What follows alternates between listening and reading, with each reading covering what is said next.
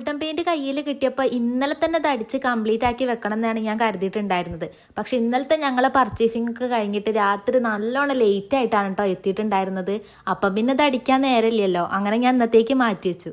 അങ്ങനെ അത് പെയിന്റ് അടിച്ചുകൊണ്ട് നിന്നപ്പോഴാണ് വീട്ടിലെ വണ്ടി കഴുകാൻ വേണ്ടിയിട്ട് മിഷ്യൻ കൊണ്ടുവന്നിട്ടുണ്ടായിരുന്നത്. വീട്ടിലെ കല്യാണൊരുക്കങ്ങളുടെ ഭാഗമായിട്ട് വീട് പെയിന്റ് അടിക്കുന്ന കൂട്ടത്തിൽ മുറ്റൊന്ന് പെയിന്റ് അടിച്ചാലോ എന്നുള്ള ചർച്ചകൾക്കൊടുവിൽ അവസാനം പെയിന്റ് അടിക്കേണ്ട, അത് കഴുകിയാൽ മതി എന്നുള്ള തീരുമാനത്തിലെത്തിട്ടോ.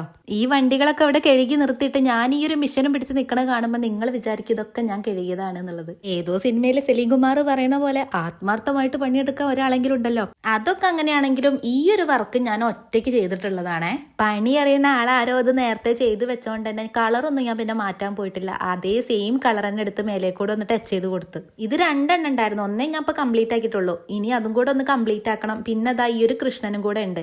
ഇതും ഞാൻ ഇതിനു മുന്നേ എൻ്റെ കയ്യിലുള്ള കളറുകളൊക്കെ വെച്ചൊന്ന് ഡെക്കറേറ്റ് ചെയ്തെടുത്തതാ. അത് കഴിഞ്ഞിട്ട് ഇതേ ഈ ഒരു ആനയും കൂടെ ഉണ്ട് കേട്ടോ. കഴിഞ്ഞ പ്രാവശ്യം ഒരു ആവേശത്തിന്റെ പുറത്ത് ഞാൻ കൃഷ്ണനെ കുറച്ച് ഓവർ ആക്കി കളർഫുൾ ആക്കിയിട്ടുണ്ടായിരുന്നു. പക്ഷെ ഇപ്രാവശ്യം ഞാൻ കുറച്ച് സിമ്പിൾ ആയിട്ടാണ് കേട്ടോ ചെയ്യുന്നത്.